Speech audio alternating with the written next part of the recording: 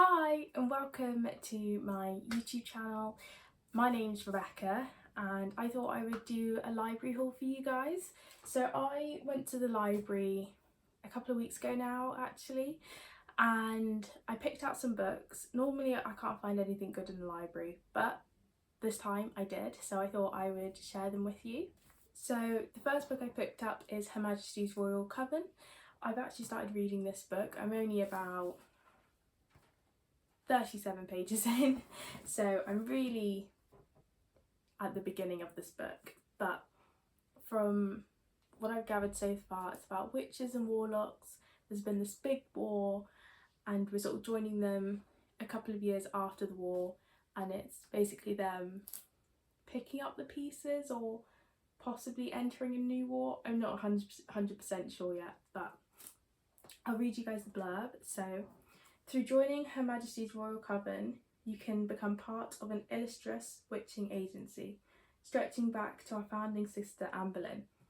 That really was what made me want to pick up this book, because I really love Henry VIII, I love Anne Boleyn. We did a lot of the Tudors throughout schooling, so yeah, for me I thought that would be quite interesting. Yeah, so again in here it says, known as Her Majesty's Royal Coven, they protect the crown and country from magical forces and otherworldly evil. So yeah, it sound pretty good. Do you know what, at first I thought this was going to be a young adult series, but actually it is an adult series. I don't think you don't normally see a lot of witches books for adults. They tend to be firmly in the young adult category. I am not a big young adult reader.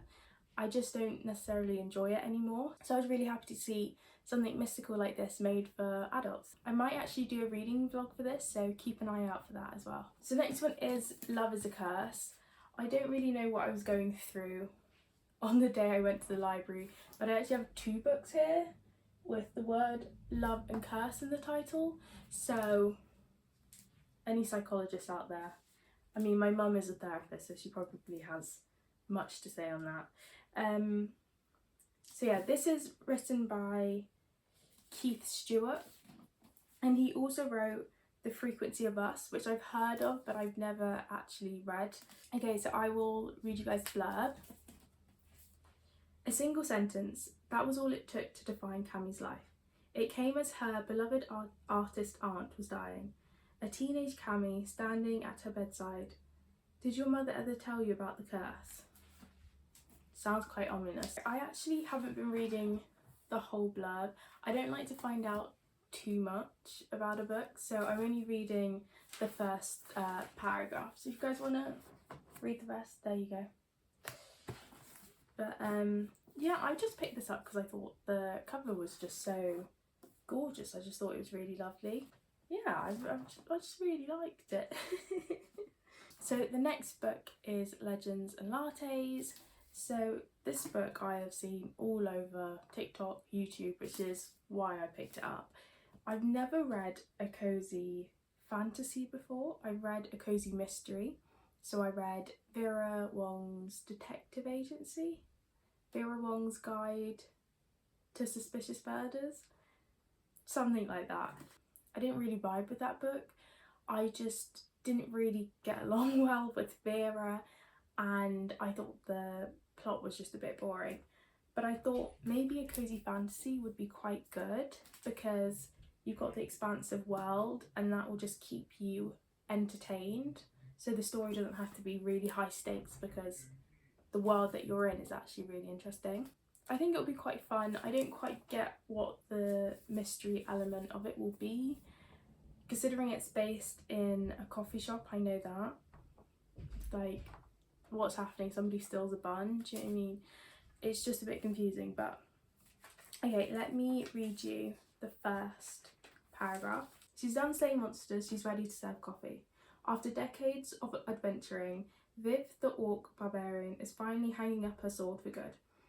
Now she sets her sights on a new dream, for she plans to open the first coffee shop in the city of Tun?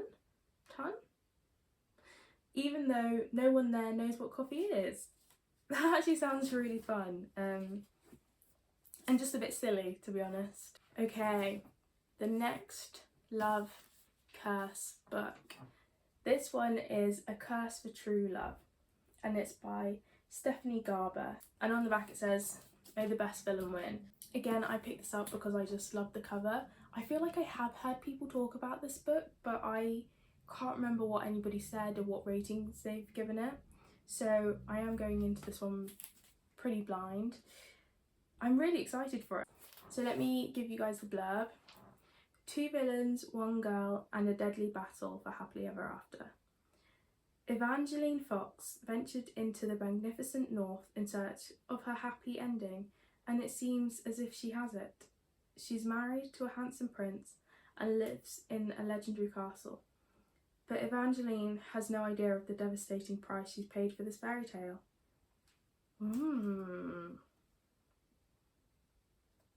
Yeah, that's actually not what I was expecting at all, actually. So, very excited to read this and let you know my thoughts on it. So this next book I've heard about so much on TikTok, on YouTube, but also in real life, which I don't normally see happen, like the crossover to people I actually know reading TikTok books.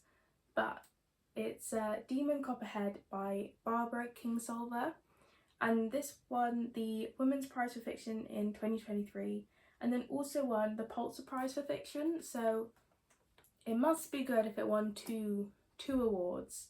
But yeah, I've just seen this absolutely everywhere.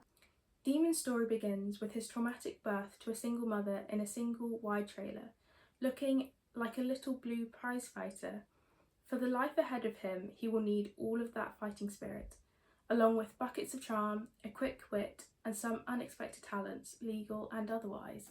I wasn't expecting that at all.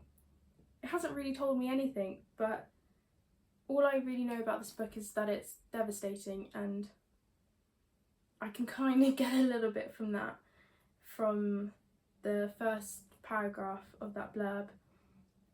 It sort of seems that we're going to be following his life throughout. I thought it was just going to be him through childhood because of the picture, but yeah, no, really excited to read this one.